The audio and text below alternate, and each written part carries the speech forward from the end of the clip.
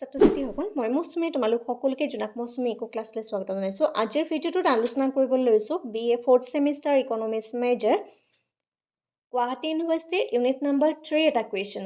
আৰু এই কুৱেশ্যনটোত আমি ইণ্টিগ্ৰেশ্যনৰ যোনটো প্ৰডাক্ট মেথড আছে, ইণ্টিগ্ৰেশ্যন বাই প্ৰডাক্টৰ এটা কুৱেশ্যন কৰিম। কুৱেশ্যনটো ভালদৰে যদি মন কৰা তেতিয়া আমি দেখা পাম যে ইণ্টিগ্ৰেশ্যন 4x³ বেকেট আছে x to the power 4 minus 3 তাত কিন্তু কিউব আছে, গতিকে আমি dxৰ যিটো ইয়াত ভ্যালু সেই ভ্যালুটো ওলাব লাগে।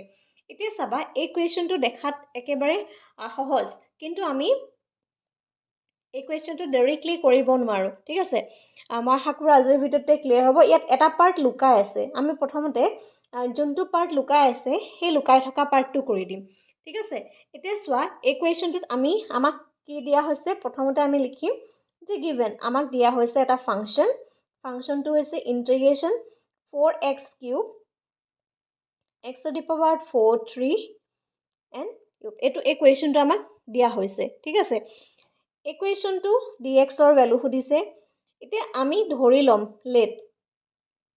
ইয়াত x to the power 4 minus 3 এই দেখিছানে, এই পাৰ্টটো আমি প্ৰথমতে ধৰি লৈছোঁ জেডৰ ভ্যালুটো হৈছে x to the power 4 minus 3। ঠিক আছে, এতিয়া আমি এই জেডৰ যোনটো কনসেপ্ট আছে সেই কনসেপ্টটোক আমি ডিৰাইভেটিভ কৰিম। ইকুৱেশ্যনটোত ইন্টিগ্ৰেশ্যনো হ'ব ডিফাৰেন্সিয়েশ্যনো হ'ব, দুটা হ'ব। ঠিক আছে, প্ৰথমতে dz/dx কৰিম। কিয় কৰিম dz কেলে কৰিছোঁ, কাৰণ এইটো ফাংচনটো আমি z ধৰিছোঁ আৰু উইথ ৰেসপেক্ট টু x কৰিম, সেইকাৰণে dx হৈছে। এতিয়া লিখিব লাগিব d/dx x to the power 4 minus 3 কিমান হ'ব, xৰ ওপৰত পাৱাৰ কিমান আছে 4 আছে, that means x 4 minus 1 আৰু 3টো জেগাত কি আহিব 0 হ'ব। আল্টিমেটলি আমি যোনটো ভ্যালু পাম সেই ভ্যালুটো হৈছে 4x³।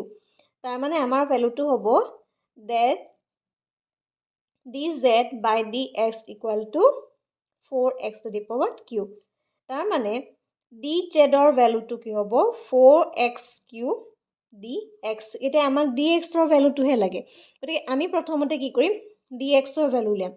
dxৰ ভ্যালু উলাবলৈ হ'লে dxৰ তলত কি আছিলে x 4x³ আৰু ওপৰত থাকিব dz। এইটোক আমি ইকুৱেশ্যন নম্বৰ 1 বুলি ভৰাই দিলোঁ। ঠিক আছে, গতিকে এইটো তুমি কি কৰিব লাগিব, আমি উলিয়াই ল'ব লাগিব। প্ৰথমতে যোনটো লুকাই আছিলে সেই লুকাই থকা পাৰ্টটো উলিয়াই ল'ব লাগিব। এইটো পাৰ্ট ফাৰ্ষ্টতে উলিয়ালেহে তুমি এই গোটেই মেথছটো কৰিব পাৰিবা।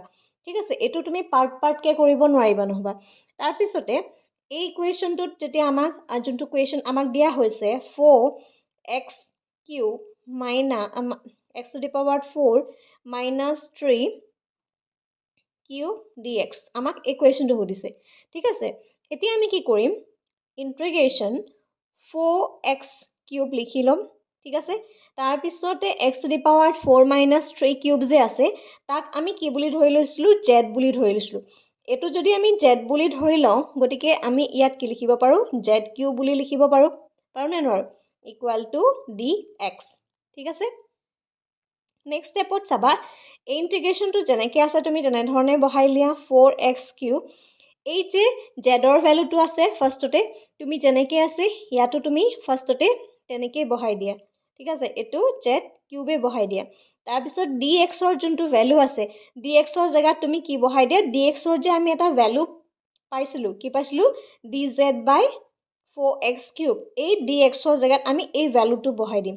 এইটো বহাম dz/4x³। এতিয়া চোৱা ইয়াতো আছে 4x³, ইয়াতো আছে 4x³। এতিয়া এই 4x³টোৱে এই 4x³ এইটো কি হৈ গ'ল কেনসেল হৈ গ'ল, কাটি গ'ল। ঠিক আছে, কি থাকিলে আল্টিমেটলি আমাৰ থাকিলে z³/dz এইটো থাকিলে। ঠিক আছে, এতিয়া আমি এইটো ইন্টিগ্ৰেশ্যন কৰিম। এতিয়া চোৱা জেডৰ যোনটো পাৱাৰ আছে সেই জেডৰ পাৱাৰটো আছে 3, that means 3 plus 1 আহিব। এগেইন জেডৰ ওপৰত পাৱাৰ কিমান আছে 3 plus 1। ঠিক আছে, আৰু এজ এ কনষ্টেণ্ট এটা আহি যাব, কনষ্টেণ্টটো কি আহিব প্লাছ c, এইটো ফিক্স ফেক্টৰ মানে। তাৰপিছতে এইটো কি হ'ব z to the power 4 divided by 4 plus c। এতিয়া আমি কিন্তু শেষত আনসাৰটো যেতিয়া আমি লিখিম সেই আনচাৰটো লিখোঁতে আমি অনলি জেড বুলি লিখি থৈ নাহোঁ। কিয় নাহোঁ?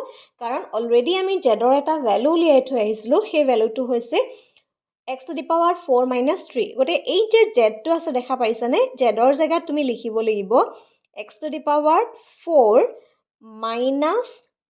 3। ইয়াত যে আমি পাৱাৰ কিমান আছিলে? 3 আছিলে, হয়নে? গতিকে এইখিনিত তুমি পাৱাৰ লিখিব লাগিব 4 / 4 আৰু চিটো লগত লৈ যাবা, এৰি থৈ নাযাবা, এৰি থৈ গ'লে ভুল হ'ব। এইটোৱে হৈছে আমাৰ ফাইনেল আনচাৰ। এনেধৰণে আমি এই কুৱেশ্যনটো ছল্ভ কৰিব পাৰোঁ। কুৱেশ্যনটো বুজি পালানে? মোক এটা কমেণ্ট কৰি জনাবা। ঠিক আছে? আৰু এনেধৰণে ভিডিঅ'খিনি পাই থাকিবলৈ জোনাক মৌচুমী চেনেল ছাবস্ক্ৰাইব কৰিবা আৰু যদি কমপ্লিট কোৰ্চত জইন হ'ব বিচাৰিছা স্ক্ৰীনত যোনটো হোৱাটছআপ নাম্বাৰ আছে তাত তোমালোকে কণ্টেক্ট কৰিব পাৰিবা।